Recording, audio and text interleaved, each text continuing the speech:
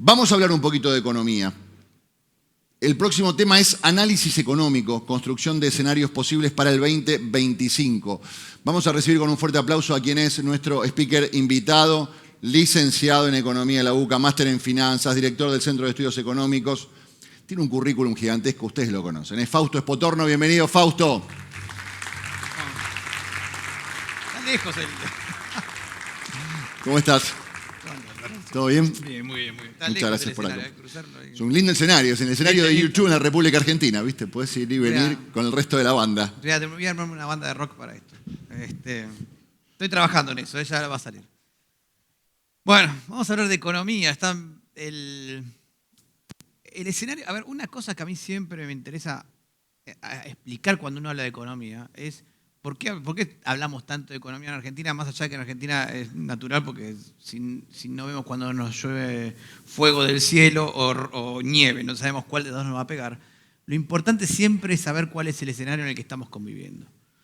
Pongo un ejemplo de esto muy interesante que el otro se lo estoy copiando a Suchovicki, pero es algo que yo venía diciendo bastante, que es el siguiente. Si uno mira las crisis argentinas, ninguna crisis argentina fue realmente argentina. Uno agarra la crisis del 95. ¿Fue Argentina? No fue el tequila. El 2001, bueno, había venido crisis en Asia, después en Brasil, después no tocó en Argentina. Y Rusia también en el medio. La crisis del 2008, 2009, hubo una crisis subprime en Estados Unidos, importantísima. Todas las crisis que tuvo Argentina vinieron de afuera. Ahora, ¿cuál es el problema? Esto es como el cuento de los tres cerditos.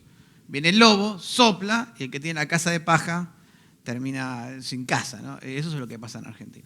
Entonces siempre hay que entender qué es lo que está pasando en el escenario internacional. Y por eso voy a empezar un poquito con el escenario internacional, porque justamente lo que estamos viendo es que hoy este muchacho está haciendo algunos líos. Se comió algunas piñas últimamente, pero los resultados de las políticas que estuvo tomando Estados Unidos y el presidente Trump han generado un efecto negativo sobre la actividad económica argentina y mundial. Y de hecho, en Argentina estamos zafando bastante bien. Yo acá no lo traigo, pero si uno mira el gráfico de las crisis argentinas, todas las crisis argentinas se corresponden con una crisis internacional, de las grandes. Excepto esta. Hoy el mundo está entrando en recesión y Argentina por ahora no lo está viendo. Aclaro esto porque por ahí uno ve que la actividad económica argentina no está arrancando, le cuesta, pero ojo que está en medio de un maremoto a nivel mundial. No es lo mismo. Fíjense lo que pasó en los primeros 100 días de Trump. Guerra comercial. El resultado fue que el PBI de Estados Unidos, que venía creciendo al 2,5%, pasó de un trimestre a otro a caer 0,3%. Caía en la confianza del consumidor. La confianza del consumidor es la menor desde el COVID.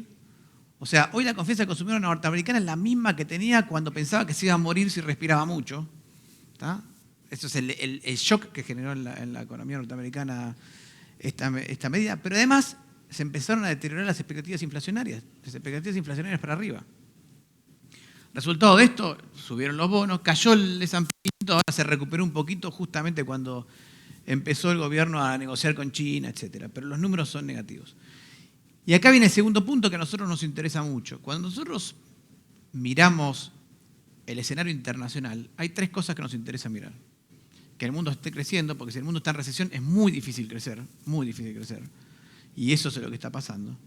Segundo, obviamente, que la soja suba o que baje, los commodities. Y tercero, la tasa de interés. Y la tasa de interés, sobre todo para sectores como estos, sectores desarrolladores, sectores productivos, es muy importante, porque la tasa de interés de Estados Unidos es la tasa de interés que marca el rendimiento de todos los activos en el mundo. Cualquier evaluación de una empresa parte de la tasa de interés de Estados Unidos. Cuando la tasa de interés es más alta, menor es el valor de un emprendimiento, siempre. Cuando la tasa de interés es más alta, menor atractivo hay en invertir en otras cosas, porque si el Tesoro norteamericano te paga a vos una tasa del 5%, y si vos creas un emprendimiento en cualquier parte del mundo, te tenés que rendir por lo menos 5%, ¿no? Entonces, la tasa de interés lo que nos interesa es que esté lo más baja posible, o por lo menos que esté bajando. Y acá es donde la pregunta clave para nosotros, que es ¿a dónde va a ir la tasa de interés? Y la pregunta me la hago yo, se la hacen ustedes y creo que se la está haciendo el propio presidente de la Reserva Federal, que la tiene que decidir. ¿Por qué? Porque yo les dije en los primeros 2 puntos, hubo caída del PBI y aumenta la inflación. Y en general, la Reserva Federal, ¿qué dice? Cuando la actividad económica está cayendo, bajo la tasa de interés para que haya más inversión y consumo, ¿no? Y cuando la inflación está subiendo, subo la tasa de interés para frenar la inflación. Ahora, ¿qué hago cuando sube la inflación y baja la actividad económica? Bueno, esta es la discusión. Por eso es que estamos todos en discusión. Por ahora, Powell dijo, bueno, por ahora no hago nada, dejo esto así. Y es más, dijo que le está dando prioridad a la inflación. Pero van a ver que el mercado dice, bueno, pero en algún momento vas a tener que bajar la tasa de interés. Porque la actividad económica realmente está sufriendo. Le voy a mostrar los números rápidos. Este es el PBI de Estados Unidos. El PBI, recuerden que es la producción de un país. ¿Cuánto produce un país? ¿No? Fíjense que el PBI de Estados Unidos venía creciendo. Desde el 2022 para acá teníamos 10 trimestres consecutivos de crecimiento del PBI de Estados Unidos a un promedio del 2,5%, y el último trimestre cayó. Y eso es cuando todavía... piensen que ese último trimestre son enero, febrero y marzo. Y el tema tarifa de Trump fue en la última parte de marzo. O sea que toda la caída fue de marzo. Y suficiente como para compensar el crecimiento que había tenido en los 2 primeros meses. O sea que el impacto puede ser peor en el segundo trimestre en materia de actividad económica. La confianza del consumidor. Cuando le preguntan a los consumidores, ¿cómo ves el futuro? Miren, es más bajo del 2020. Cuando le preguntabas al consumidor del 2020 cómo ves el futuro y se me voy a morir, bueno, hoy está pensando eso, más o menos. El equivalente a me voy a morir, pero económicamente, ¿no? ¿Por qué? Bueno, porque los aumentos de tarifas generan un destrozo completo del sistema productivo norteamericano. Estados Unidos es una economía muy integrada al mundo. Los insumos y productos vienen de todas partes del mundo. Bueno, si empezás a trabar el comercio, es muy probablemente que eso te afecte a la actividad económica. La inflación. Esta es la inflación de los consumidores que me interesa, que es la rosa. Fíjense que está subiendo. Los consumidores esperaban en enero 3% de inflación y ahora están esperando casi 4,5% de inflación. Hay que ver la roja. La azul de largo plazo no está subiendo. Vamos a ver por qué. Fíjense, esto es lo que llamamos la curva de tasas de Estados Unidos, ¿no? ¿Qué estamos mirando acá? La tasa a un mes, que es la primera línea, rinde 4%. ¿No? La tasa a 3 meses rinde 4,5%, la tasa a 6 meses rinde 4,3%, la de 2 años 3,9%, etc. Y yo les pregunto a ustedes, ¿qué tasa debería ser más alta? ¿La de un mes o la de 2 años? ¿Qué me dirán ustedes? ¿Cuál debería ser más alta? La de 2 años, porque en un mes me pagás, pero en 2 años no sé qué puede pasar. Bueno, fíjense que está más abajo la de 2 años y 5 años. ¿Por qué está más abajo esa tasa de interés? ¿Alguien se imagina? ¿En qué condiciones va a estar más abajo? Bueno, la única razón para que esté más abajo es si yo espero que haya deflación, no inflación. Deflación. ¿Y en qué condiciones hay deflación? Si hay una recesión. Entonces, fíjense lo que está diciendo el mercado. El mercado dice, me parece que en Estados Unidos va a haber una recesión. No sé cuándo, pero de 6 meses en adelante vemos un escenario recesivo en Estados Unidos. ¿Ya? Esto es malo para la economía argentina en el sentido de que, ya les dije, es muy difícil crecer cuando tenés recesión. Pero, a favor, si el mercado está esperando una recesión, también está esperando que la tasa de interés baje. Y eso es bueno para Argentina. Fíjense, este es un cuadro medio complicado, se lo voy a explicar rápidamente. Junio del 2025. ¿Cuánto es la probabilidad que le da el mercado a la suba o baja de tasa de interés? Entonces, fíjense que para junio, o sea, para el mes que viene, el mercado le asigna un 92% de probabilidad a que la tasa de interés esté entre 4,25 y 4,50. ¿Se entiende? Para julio del 2025 ya baja la probabilidad de que se mantenga ahí, le da 58. Y ya para septiembre está pensando que la tasa de interés va a estar más abajo, 25 basis points más abajo, entre 4 y 4,25, le asigna 52% de probabilidad. Y si sumamos el 3,75-4, le suma casi un 80% de probabilidad de que esté entre un cuarto y medio punto más abajo de lo que está ahora. Y asume más probabilidad de baja en octubre, en el último trimestre, ¿no? Con lo cual el mercado dice, puede ser que haya una recesión en Estados Unidos y por eso hoy Powell, que dice no sé qué hacer, si subir, bajar la tasa, va a tener que jugarse por bajar la tasa de interés. Y eso sí nos conviene a nosotros, porque tasas de interés más bajas en Estados Unidos implica que todos los proyectos empiezan a ser más rentables. automáticamente. Porque empieza a ser más rentable en términos relativos, porque si rinde menos Estados Unidos, rinden más los otros proyectos. Cualquier evaluación de un proyecto de inversión se descuenta una tasa de interés. Y si se baja la tasa de interés a la que se descuenta ese proyecto, el valor del proyecto es más alto. Fíjense que con eso el S&P 500 empezó a recuperar. Después de la piña que se comió, ¿no? El S&P 500 estaba en 6.000, allá arriba en marzo, febrero-marzo. Obviamente yo lo que hice fue cuando cobré el aguinaldo compré S&P 500, no en enero. Pero esto la vi después. Tocó un piso en abril y después volvió a rebotar, ¿no? Ahora está empezando a rebotar porque se empieza a ver que por ahí la Fed empieza a bajar las tasas de interés y porque además Trump empieza a arreglar el problema norteamericano. Entonces, esa recesión que espera el mercado, ojo, es expectativa de recesión. Si la Fed empieza a bajar las tasas de interés y si Estados Unidos empieza a arreglar con China, etcétera, etcétera, etcétera, bueno, posiblemente encontremos con que esa recesión no pase. ¿Y qué pasa con las negociaciones entre Estados Unidos y China? Bueno, están mejorando bastante. Y de hecho hasta Trump medio que ganó un poquito contra China. Fíjense lo siguiente.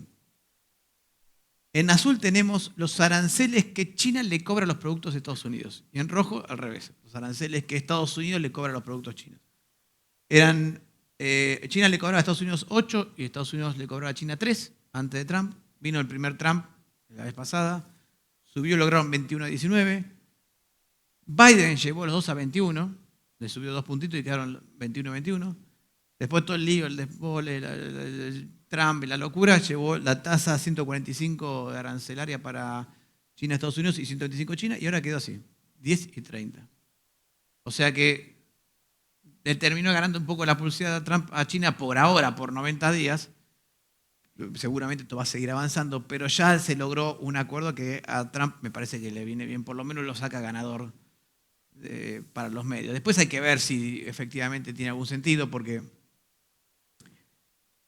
el punto del déficit comercial de China, de Estados Unidos con China, que es lo que Trump dice, el déficit comercial, etc., no es un tema de déficit de aranceles, es un tema de deuda realmente. O sea, el déficit comercial es cuánto vendo menos cuánto compro al exterior, ¿no? Las exportaciones menos las importaciones. Cuánto le vendo al exterior menos cuánto le compro al interior, al resto del país, al resto del mundo, digo. Si yo vendo menos de lo que compro, es porque alguien me está prestando plata. Es la única forma, siempre. Entonces, la razón no es que no es un tema arancelario, es que estoy tomando mucha deuda. Estados Unidos está tomando mucha deuda, ¿para qué? Para financiar el déficit fiscal. Esa es la razón fundamental. Entonces, el problema no es comercial, es fiscal, pero anda a explicárselo a Trump, ¿no? Entonces, creo que Milei, el presidente Milei, este es un tema que entiende bastante bien, lo he discutido yo con él personalmente, ese tema. No me parece que se lo haya explicado bien a Trump, porque fue por otro lado. Bueno, pero fíjense el resultado de todo esto. Estos son los crecimientos de los países del mundo 2025-2026 según el FMI. Y las dos columnas del fondo tenemos cuánto cambiaron respecto a la proyección anterior. Fíjense que absolutamente todos los países del mundo muestran una proyección más baja ahora de lo que mostraban en la vez anterior. El mundo va a crecer 2,8 y el FMI antes esperaba 3,3, perdón. O sea, bajó 0,5. Y para el 2026 esperaba 3,3 y lo bajó a 3. O sea, todas las proyecciones bajaron, excepto, este es el buen dato, fíjense Argentina. Es el único país al que el FMI le subió la tasa de crecimiento para el 2025. Una cosa increíble que yo venga a una charla de economía y le diga, che, qué lío el mundo, pero Argentina está bien. Eso no es el primer año que me pasó. ¿Está bien? Ahora sí entramos al lío nuestro. Pero quiero que entiendan eso, que el escenario global es un escenario que en algunos aspectos puede ser negativo si sigue insistiendo con el tema tarifas. Eso sí puede llevar a un escenario negativo en el mundo con tasa de crecimiento negativa. Eso no sería bueno. Pero si las cosas empiezan a corregir como parece que se están corrigiendo, en el sentido que se terminan las negociaciones con China, ya no hay más ruido por ese lado, y la Fed empieza a bajar la tasa de interés, el escenario puede cambiar, sobre todo pensando en 2026. Yo ya me imagino en fin de 2025, principio de 2026, un escenario global un poquito más atractivo que este, ¿no? Y eso es un punto muy positivo. Entrando en Argentina. Bueno, en Argentina, post-cepo, tuvimos cepo cambiar. Voy a hacer un breve repaso del cepo cambiario. No se sacó completamente el cepo cambiario, pero sí se sacó lo suficiente como para unificar el mercado de cambios. Este cepo cambiario implica que este tipo de cambio, esquema tipo de cambio, implica que las bandas van a ser divergentes, o sea, se van a ir abriendo las bandas cambiarias, el piso y el techo que fijó el gobierno. Eso es un esquema pensado para liberar completamente el tipo de cambio. Ustedes saben que hay básicamente dos tipos de cambio, dos esquemas cambiarios, hay un montón, pero dos más importantes, que son el tipo de cambio fijo y el tipo de cambio flotante, ¿no? ¿Cuál es la diferencia entre los dos? Que en el tipo de cambio fijo, el tipo de cambio se mantiene estable, pero las reservas son volátiles, porque el Banco Central tiene que estar todo el tiempo interviniendo para mantener el tipo de cambio fijo. Y en el tipo de cambio flotante, las reservas son estables, pero el tipo de cambio se mueve, ¿tá? ¿Por qué hago esta aclaración? Porque uno de los problemas que tiene el gobierno es la acumulación de reservas. Y medio que no le da mucha importancia por ahora, porque dice, si yo veo un tipo de cambio flotante, las reservas no son relevantes. No ha intervenido por ahora el programa. Y el otro gran problema que tiene el gobierno es, está empezando a ver algunos problemas que tiene el programa económico que es obviamente una apreciación cambiaria importante, lo cual implica que los costos, lo estaba escuchando, de los costos estén subiendo en dólares. Bueno, la falta de reservas. Y después hay aspectos monetarios que hacen que la necesidad de controlar la inflación, por sobre todas las cosas, que es el objetivo a corto plazo del gobierno, hace que la política monetaria sea muy dura y las tasas de interés también sean muy altas, ¿no?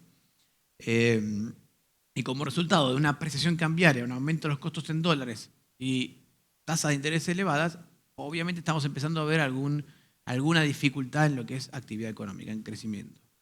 A eso súmenle que el mundo tampoco ayuda, ¿no? Entonces cuando uno mira la actividad económica, vimos en marzo, por ejemplo, y abril, una desaceleración muy fuerte. De hecho, en la industria y en la construcción, una caída en la actividad económica en marzo y posiblemente en abril también. Y eso, obviamente, si tenemos tasas de interés altas, un aumento de los costos en dólares importante y una economía mundial en recesión, o tirando a recesión, bueno, los resultados son medio cantados, ¿no? Lo que estamos esperando es que a partir del segundo semestre eso empiece a reactivarse un poco. También hay que tener en cuenta que en marzo y en abril tuvimos toda esta especulación de la salida del cepo, que sí, que no, que cuál es el precio, bueno, y todo eso tuvo su impacto. Vamos a hacer algunos números rápidos, esto lo voy a pasar rápido. Primer punto, la salida del cepo ha sido muy exitosa. Acá estoy comparando las dos salidas del cepo, la de Macri y la de Milei. La de Macri es la roja, ¿no? Fíjense que teníamos en línea punteada los tipos de cambio libres en ese momento y en línea sólida los tipos de cambio oficiales. El de Macri se salió del cepo, el tipo de cambio fue el tipo de cambio libre, que es el que estaba abajo, subió hasta la línea punteada, se fue al tipo de cambio libre y quedó en ese nivel. Y esta salida de cepo fue bastante mejor, en el sentido de que bajó el tipo de cambio libre y subió el tipo de cambio oficial y se encontraron un punto medio, ¿no? Con resultados, un tipo de cambio no se movió tanto. Por eso es que el impacto sobre la inflación fue prácticamente nulo. Bueno, voy a pasar rápido Estos son los pass-through que se le dice, de cada una de las grandes devaluaciones de los últimos 10 años. Los pass-through es qué parte de la devaluación se pasó a la inflación. O sea, si yo tuve una devaluación del 10%, ¿cuánto se fue a más inflación? Bueno, la gris, que es la peor, es la de Massa del 2023. ¿Se acuerdan que Massa pasó el tipo de cambio de 300 a 600? Se disparó la inflación. Después las demás, en general, tuvieron un impacto en alrededor del 20, máximo 40% de traspaso de la devaluación a precios. ¿Qué significa? Que si tuvo una devaluación del 10%, máximo se devaluó, la inflación fue 4 puntos más, aumentó en 4 puntos, y en promedio 2 puntos. Esta última, que es la roja, prácticamente no tuvo traspaso a precios. Casi ningún traspaso a precios. Así que la salida de cepo que el gobierno quería hacer y que tardó tanto en hacerla fue exitosa, por lo menos desde este punto de vista. Logró salir de cepo sin que haya una corrección del tipo de cambio muy marcada. De hecho, logró bajar el tipo de cambio libre y sin que eso se traslade a precios en su totalidad. Ahora, cuando hablamos de precios, lo que más me preocupa es esto, que en realidad lo estaban conversando antes en el panel anterior, y es el cambio estructural que está sufriendo la economía. Un breve comentario antes de ir a este chart, que es importante. nosotros estamos viendo un cambio estructural en la economía en todos los sentidos, en la microeconomía sobre todo en los sentidos. ¿Por qué? Porque está cambiando la estructura de gasto de los hogares. Y va a cambiar la estructura de gasto de los hogares. ¿Va a cambiar en qué sentido? Bueno, ahora hay que pagar más tarifas de servicios públicos que antes no pagaba. Posiblemente ahora tenga un crédito para un auto, una moto que estoy pagando la cuota. Y esperemos que en los próximos meses empiece a aparecer de nuevo el crédito hipotecario. Ya está apareciendo. Pero en la medida que se consolide, vamos a tener que las familias van a empezar a gastar más en servicios públicos, más en créditos, y van a ahorrar también más. Porque si empieza a aparecer el crédito hipotecario, que es el crédito que estamos todos esperando que aparezca, la gente va a decir, che, empiezo a ahorrar. Porque antes de sacar el crédito, tengo que juntar una cantidad de plata para poder sacar el crédito. Eso implica que ahorrar más. Y con la subida de los salarios en dólares, la capacidad de ahorro en dólares es más grande. Entonces, cuando gana el sueldo promedio es $400 y ahorrar no sería para nada. ¿Cuánto puedes ahorrar? $50. Ahorrando $50 por mes te compras un auto en 15 años. ¿Tá? Pero cuando empezás a ganar $1.200, $1.300, ya puedes ahorrar $200 por mes si haces el esfuerzo y con eso acceder a un crédito hipotecario. Entonces vemos que también va a cambiar la estructura del ahorro. Va a cambiar la estructura del ahorro, va a cambiar la estructura del gasto, por un lado. Después va a cambiar esto, está cambiando esto, que es la estructura de precios de la economía. Fíjense, a ver si se entiende. La línea de cero es cuánto subieron los precios de unos productos respecto del IPC en general. O sea, la línea del cero es que el IPC contra sí mismo subió cero, no hubo cambio. Pero fíjense cómo entre el 2019 y el 2023 se empezó a abrir, empezó a diverger los precios de la economía. Hay precios que estuvieron muy abajo, todo lo que está vinculado a la vivienda, a gasto de vivienda, y está todos los servicios públicos, expensas, etcétera, muy abajo. Indumentaria bien arriba, no es ninguna sorpresa. Se abrieron y ahora están todos volviendo a converger hacia la estructura de precios que teníamos en el 2019. Entonces, tenemos cambio en la estructura de gastos, cambio en la estructura de ahorro y cambio en la estructura de precios. Obviamente que va a cambiar la estructura de la economía. Toda la economía va a cambiar en su estructura. Entonces, hablábamos antes, ¿cuáles son los sectores económicos? Habrá sectores que van a ganar, sectores que van a perder, regiones que van a ganar, regiones que van a perder. Estamos viendo un cambio estructural en toda la economía. Y este es el principal de ellos. Cuando cambian los precios, cuando cambia la estructura de precios, obviamente que cambia la estructura de los negocios. Productos que antes eran súper rentables, indumentaria, bueno, no va a ser tan rentable. Y lo mismo acá abajo. Ofrecer servicios públicos no era tan súper rentable, va a ser más rentable. Entonces, por definición, si cambia la estructura de precios, cambia la estructura de la economía. Igualmente la inflación la vemos bajando. El número de inflación esta es nuestra medición de inflación, nos dio 2,6. Lamentablemente ya había mandado la presentación cuando salió el dato de inflación del gobierno, que le había dado 2,8, así que está un poquito más arriba de lo que habíamos esperado. Pero estamos esperando en mayo 2,2, y les digo por qué. Nosotros medimos la inflación todos los días y tenemos la medición de los primeros días de mayo y nos dio, la inflación, primera semana de mayo, primera semana de abril, o sea, un mes, 1,8, que es la misma inflación que tuvimos en enero. Entonces, estamos proyectando más o menos la misma inflación de enero. ¿Por qué la primera semana es tan relevante? ¿Por qué le presto tanta atención? Porque en la primera semana es donde aumentan casi todos los precios. O sea, casi todas las empresas pasan precio a partir del primero de mes. O sea que todos los que son productos y bienes de la economía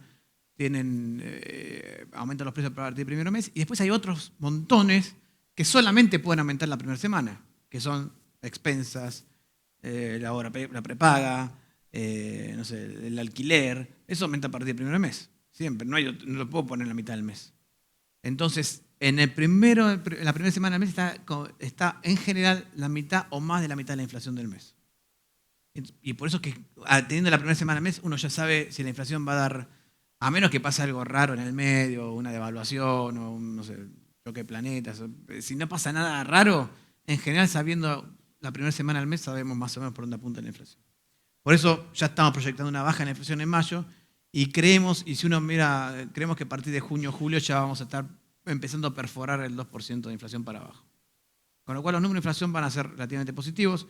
Esto significa que la anual va a terminar en 25, 26% y para el año 2026 ya la economía argentina va a estar hablando del nivel de inflación. Lo puse en 10 para no jugarme, pero esto puede ser menos, puede ser 9, puede estar en un dígito, perfectamente. ¿Está bien? Ahora, este es el objetivo principal del gobierno. Está clarísimo que esta es la prioridad absoluta, número uno, por sobre todas las cosas. Uno de los problemas que le está generando esto es la apreciación cambiaria, o sea, el tipo de cambio bajando.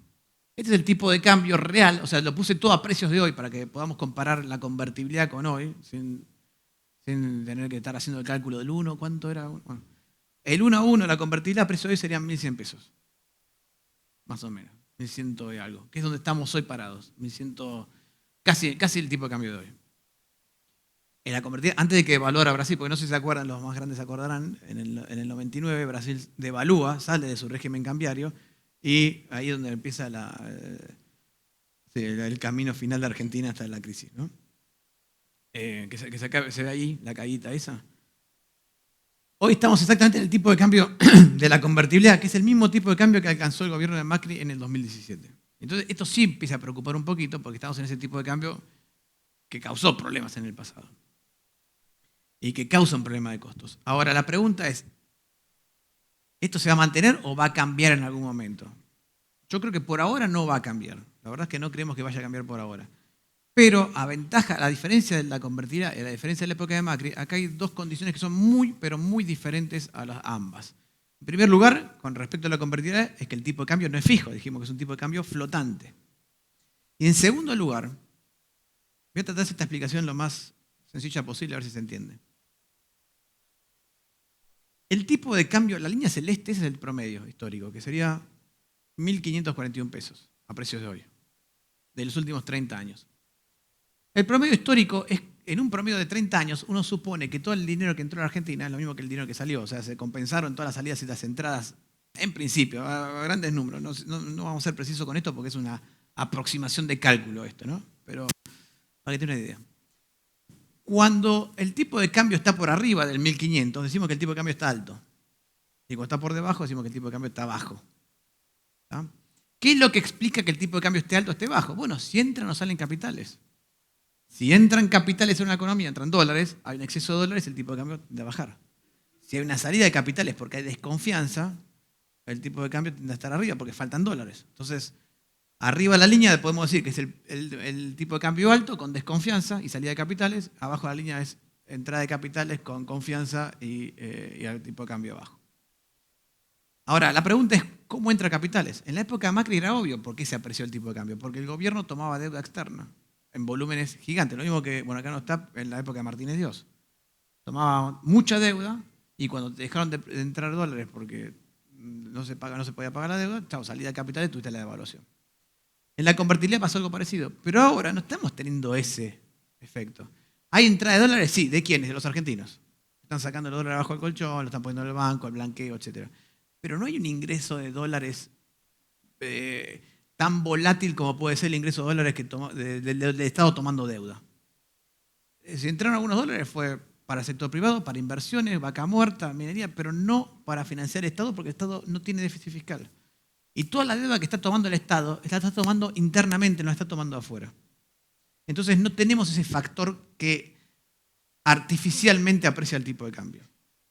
Entonces, ¿qué es lo que yo creo que va a pasar? Yo creo que el tipo de cambio puede estar apreciado por un tiempo porque Argentina va a generar confianza todavía por un tiempo y va a generar ingresos de capitales, pero no va a ser necesariamente estable en ese nivel. Puede ser que fluctúe. Y esas fluctuaciones son importantes.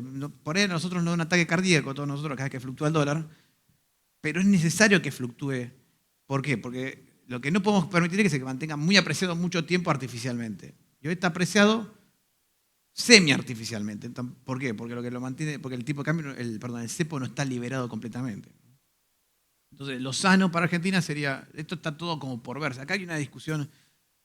Es cierto que acá hay como una discusión entre los economistas de, bueno, ¿qué pensás que va a pasar hacia adelante? Si vos pensás que esto va a quedar así por siempre, y sí, te entiendo que sí, esto no va a durar. Ahora, si vos decís, no, esto es simplemente una parte del proceso que hay que pasar para estabilizar la economía, para bajar la inflación, y después se va a empezar a ordenar el mercado cambiario, se va a terminar de ordenar el mercado cambiario, se va a terminar de ordenar el mercado de deuda argentino, bueno, entonces va a ser otro escenario. Pero también entendamos que no llegamos a ese punto del problema todavía. Estamos como en problemas previos, que es bajar la inflación. Así que ahí, buena decisión. El otro problema es la acumulación de reservas. El gobierno tiene que acumular reservas 7.000 millones de dólares para llegar a la meta del FMI. Es algo que el mercado le pide. Ahora, otra vez, ¿la prioridad del gobierno cuál es? ¿Acumular reservas o bajar la inflación? Bajar la inflación, lo dijo el propio presidente. Entonces, no está comprando reservas porque para comprar reservas tiene que emitir pesos. Y eso es lo que no quiere hacer. Además ya tiene que emitir pesos por otra razón que lo vamos a ver. Lo que pasa es que en algún momento tiene que enfrentar los vencimientos de deuda externa que tiene. Por fortuna en julio tiene 5.000 millones de dólares y después no tiene nada hasta enero. Tiene poquitito, pero hasta enero y en diciembre. Entonces, julio lo va a pagar con lo que le prestó el FMI y después le dirá al FMI, uy, no llegué a la meta de reservas. Perdóname, la próxima vez la cumplo. Lo que llaman el famoso waiver, que es la próxima vez, te prometo que la próxima vez lo cumplo, esta vez no pude. Eso seguramente lo va a pagar en julio y después queda enero y julio del año que viene. Tampoco son bestiales, son 10.000 millones de dólares, no es tanto para un mercado internacional, pero lo importante sería que Argentina pueda entrar a los mercados financieros internacionales a partir del año que viene. Y eso para este sector es clave. Porque si Argentina logra entrar, una razón, estábamos hablando antes, escuché de la obra pública y todo. La obra pública no va a aparecer hasta que no aparezca el financiamiento. El Estado no tiene plata, las empresas no logran colocar deuda en el exterior todavía. Bueno, hasta que no aparezca la posibilidad de colocar deuda grande, las grandes obras no van a aparecer. Porque las grandes obras requieren deuda, financiamiento, alguien que preste plata. Los bancos no tienen, bueno, la única que queda es el exterior. Y ahora, ¿cuándo vamos a poder colocar deuda afuera? Bueno, acá tengo un gráfico que trata de explicarlo. En azul tenemos las colocaciones, la época de la última vez que colocamos deuda en Argentina, que fue 2016-2018. ¿No? Esas son las colocaciones de Argentina. Y en celeste tenemos el riesgo país. En rojo tenemos el riesgo Argentina contra los otros emergentes. Fíjense que se colocó deuda siempre y cuando el riesgo país estuviera por 500 o abajo de 500 puntos de basis points. O cero con respecto al resto de los emergentes. O sea que teníamos el mismo riesgo país que los emergentes. Hoy ni el rojo está en cero, ni el azul todavía está en 500, están 700 puntos básicos. Entonces, a ojo buen cubero, como diríamos, hasta que no llegue a 500 puntos el riesgo país, no se puede colocar deuda. No hay mercado para colocar deuda en el exterior. Y yo creo que ahí es cuando el gobierno realmente va a poder ordenar otro problema que tiene, que es el tema de los vencimientos de deuda que le están acumulando. Que es un problema de vencimiento de deuda en pesos. Fíjense que la de dólares no es muy grande. Esto es lo mismo mostrado por pesos. La deuda en pesos, ya el gobierno, desde el año pasado que el gobierno no está logrando colocar toda la deuda que vence. Bueno, ayer salió un bono y logró colocar el 130%, logró desde hace rato colocar más de lo que vence. Pero no está logrando colocar. Y este es un problema que el gobierno va a tener que resolver en algún momento, porque lo que empieza a suceder en el mercado es que los bancos no saben si prestarle al gobierno o prestarle al sector privado. En realidad prefieren prestarle al sector privado, porque el sector privado es más disperso, tiene muchas alternativas. En cambio, el sector público puede no pagarte de un día para el otro. La solución de este problema, para mí, la solución final va a ser, una vez que se logre entrar al mercado financiero internacional y allí ordenar la deuda, decir, bueno, ¿cuánta deuda en dólares vamos a tener? ¿Cuánta deuda en dólares en pesos vamos a tener? Etcétera. Porque esta es una deuda en pesos muy, muy grande, que es muy cortita, o sea que está todo el tiempo el gobierno teniendo que colocar y renovar. Entonces, esa va a ser la solución final del problema. Por ahora el gobierno lo que está haciendo es colocando lo que puede. Si no puede colocar, tiene que sacar de los depósitos que tiene con el Banco Central, que es emisión monetaria, y después tratar de sacar esos depósitos de alguna otra forma. Por eso están los famosos BOPREALES que quiere colocar al gobierno para toda la deuda de dividendos y deudas comerciales que quedó. Ustedes saben que el gobierno quiere colocar un bono, un BOPREAL, para que las empresas puedan girar afuera los dividendos que no pudieron girar en el pasado. La verdadera razón para colocar ese bono es chuparse los pesos que tienen las empresas esperando a comprar dólares. ¿Se entendió esa parte? Entonces, por un lado tiene que emitir y por otro lado tiene que encontrar la forma de sacar esos pesos del mercado. Pero eso está otra vez en proceso. Son, digamos, los problemas que el gobierno está en proceso. ¿Cuáles son? Les diría, esta es la deuda, el problema de la obra pública, también está en proceso, y el problema de las reservas. Son como temas que el gobierno dice, sí, yo sé que hay que tratarlo, pero ahora no estamos, no estoy ahí. No tengo ese problema, no lo puedo resolver por ahora. La liquidez bancaria está muy abajo, por eso es que el gobierno no está logrando colocar bonos, y por eso que las tasas de interés están subiendo. ¿Por qué está muy abajo la liquidez bancaria? Bueno, porque el gobierno está tratando de chupar todos los pesos que puede porque su objetivo hoy sigue siendo la inflación. Y acá hay una discusión para hacer. ¿Es necesario ser tan duro con la inflación? ¿No podemos ser un poquito más flojito con la inflación y mantener la actividad económica andando? Bueno, si uno habla con el gobierno y dice, mira, la inflación es un tábano. Si no lo matás 25 veces, no se muere. ¿Viste? No es que lo podés aflojar. Y por eso es que la liquidez bancaria está baja y eso llevó a las tasas de interés al alza, ¿no? Ahora, esto pasó rápido. El resultado de eso, voy a pasar esta parte rápido porque no, el resultado de esto es que la actividad económica, fíjense, en marzo, si yo miro industria, construcción, comercio, lo que estamos viendo es una caída de la actividad económica en el mes de marzo. Viene recuperándose la actividad económica en general, pero empezamos a ver que hay sectores que le está costando recuperarse. ¿Por qué? Bueno, las tasas de interés más altas, producido por la baja de la cantidad de dinero. Igualmente, este año vemos un crecimiento de la economía de 4,6%, vemos que la industria va a crecer un 7%, el comercio un 6,2% y la construcción un 13% aproximadamente. Ahora, bueno, mirá, es un gran crecimiento de la construcción, ¿dónde está? Lo que pasa es que el año pasado creció 18%. Entonces, lo que estamos viendo es una recuperación parcial del sector de la construcción. Pero no todavía crecimiento económico en este sector. Y ya les digo, yo creo que eso se va a dinamizar mucho más cuando se tenga acceso al crédito internacional, que es el que me interesa. Ahora, así como le decía, hay mucha heterogeneidad en los precios, hay mucha heterogeneidad en el crecimiento económico. Fíjense, en verde, minas y canteras. Una línea que va para arriba disparadísimo. Si yo agarro intermediación financiera, no sé si lo ven, el marroncito que está allá, bancos disparado para arriba. Ahora, si uno mira agro, bueno, agro este año tuvo problemas con la cosecha, pero construcción, que es el amarillo, fíjense que cayó, se está recuperando, pero todavía está muy abajo. O sea, el mismo problema que tenemos en cuanto a disparidad de precios lo estamos viendo reflejado en la actividad económica. Por eso, hasta que los precios no se ordenen, muy difícil que tengamos también paridad o homogeneidad en el crecimiento económico. Ahora, para el sector esto es lo mismo pero puesto en números. El otro problema es el costo argentino, que es un tema que es lo que llamamos el tipo de cambio. Fíjense, en azul tenemos el salario en dólares argentinos, salario desde el punto de vista de como costo, no como salario, por eso lo pusimos en dólares oficiales en el pasado, y en verde el de Brasil. Lo que estamos viendo es que a ver, el tema del costo en dólares argentinos en 2025 es más o menos parecido que el que teníamos en 2016-2017. Lo que pasa es que, por ejemplo, Brasil, que es nuestro competidor en muchos aspectos, bajó porque se devaluó el real. O sea que tampoco nos está ayudando, otro de los temas que tampoco nos ayuda el mundo. O sea, hoy no tenemos el mundo de nuestro lado, si podemos reducirlo de alguna manera.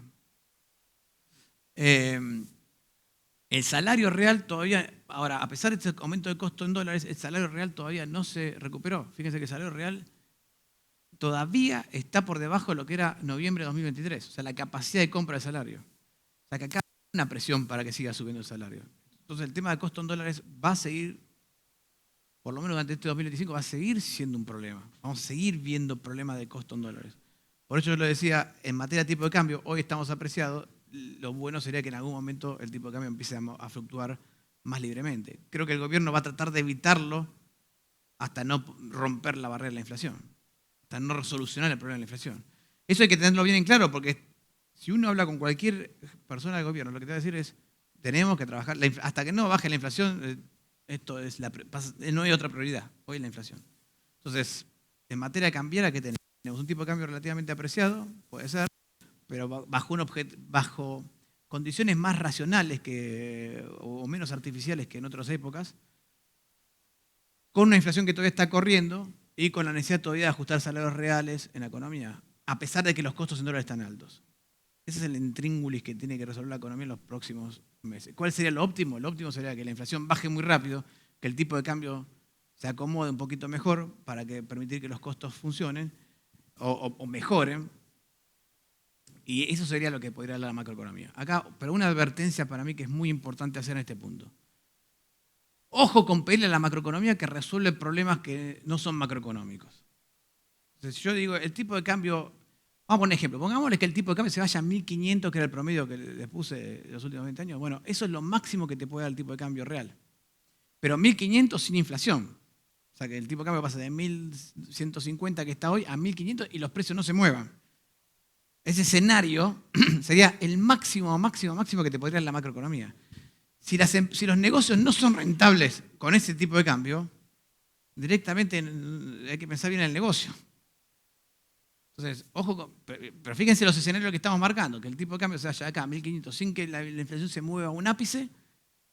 Y si en esas condiciones el negocio no anda, bueno, hay que pensar bien en el negocio. Puede ser un problema del producto, un problema del negocio, un problema del posicionamiento, lo que fuera, ¿no? Tema de inmuebles y construcción.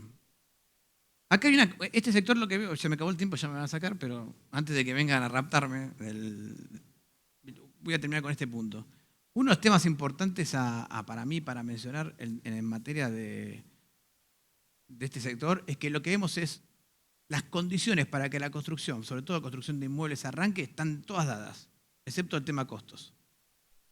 Pero al lado del sector inmobiliario empezamos ya a ver, esto es en la UADE hacemos este indicador, que es el de seguimiento de todos los precios de los inmuebles por metro cuadrado. Lo que estamos viendo ya es una recuperación del metro cuadrado importante desde julio del 2022 en adelante. Esto es en la Ciudad de Buenos Aires, ¿no? Que es donde lo medimos. Con lo cual, y la tendencia es hacia arriba. Y más le voy a decir, lo que está frenando este proceso, o sea, que se acelere este proceso, es que todavía hay muchos inmuebles sin vender en la Ciudad de Buenos Aires. Todavía el stock de inmuebles sin vender es alto. Pero aún así estamos viendo una suba de los precios. Fíjense cómo mejoró sustancialmente la relación del salario con el metro cuadrado. Porque es un punto que hay que tener en claro. Dijimos, el salario en dólares subió, pero el salario real no subió tanto porque los precios subieron en consonancia, pero no tanto en el sector inmobiliario. Entonces el resultado es que en términos de inmuebles, el salario hoy puede comprar, con un salario se puede comprar 3,3, 3,9 metros cuadrados, dependiendo si es nuevo o usado. Lo cual ya empieza a entrar, digamos, dentro del rango de lo aceptable. Fíjense que cuando había crédito hipotecario y cuando había operaciones inmobiliarias, más o menos el salario y el metro cuadrado están en el rango de 2 a 3,5 salarios para comprar un metro cuadrado. ¿Se ve? Fíjense, toda la época donde había operaciones inmobiliarias en cantidad, la relación era entre 2 y 3,5. Ahora estamos recién ahora entrando en ese rango donde empieza a aparecer esa relación. Entonces, mirando esto, y esto como creo que va a seguir fortaleciéndose, lo que vamos a encontrar es que en los próximos meses, diría, porque esto ya es abril, en los próximos meses vamos a encontrar ya el salario en un lugar adecuado para empezar a operar con más volumen metro cuadrado. Lo que pasa es que falta el crédito hipotecario, falta algunas condiciones, pero por lo menos esta condición se está cumpliendo, cosa que no estaba pasando hace un año atrás, o hace 2 años atrás.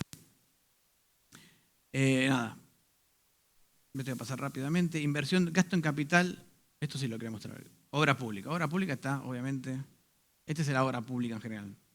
Cómo venía el gasto en obra pública y cómo está en general. Se desplomó en todos lados. Estoy tratando de sacar una conclusión de acá y lo que me quedó claro es que en vivienda sí se desplomó, desapareció y esto va a quedar así por un tiempo largo. Yo me imagino que la solución que el gobierno está planteando a esto ya es una solución más tipo PPP o algún esquema con financiamiento externo y no meterse en la obra pública. Lo que sí les puedo decir a favor es que hay provincias que sí están gastando en obra pública, no son muchas, pero la que más está gastando obviamente es San Luis, que siempre se dedicó a ese tema, Santiago del Estero, La Pampa, Jujuy. Acá está hoy mayormente gasto en obra pública en general, pero del lado de la nación no hay y no creo que vaya a haber por ahora. Perdón, salté uno rápido, pero ahora me di cuenta que se lo tendría que haber mostrado, que es que este es el gasto público de la nación. La nación en el 2001 gastaba 10,8 puntos del PBI, en el 2023 gastaba 19,6 puntos del PBI, casi el doble, y ahora el gobierno lo bajó en 15 puntos del PBI. Fíjense que gasto en capital, que es la obra pública, es donde está el recorte más importante, 1,2 puntos del PBI. De los 4 que después, sí, se recortó 0,4 en jubilaciones, 0,6, 7 en subsidios, 0,4 en salarios, 0,4 en jubilaciones, 0,7 en subsidios, 0,9 en gastos sociales, 0,5 en transferencia de provincia y 1,2 en gasto en capital. O sea que la gran razón del equilibrio fiscal, o una de las grandes razones, es la obra pública. Por eso, cuando el presidente habla de la obra pública, del gasto, del equilibrio fiscal y todo, está hablando de la obra pública. En gran medida. Bueno, con esto termino. Les dejo simplemente las proyecciones que tenemos para este año y el año que viene. Este año estamos esperando un crecimiento del 4,6%, con una inflación del 25,8%. El año que viene, crecimiento del 2,1% y una inflación al consumidor del 10% en términos generales. Ya el año que viene entrando en eso. Así que muchas gracias. Espero que les haya gustado.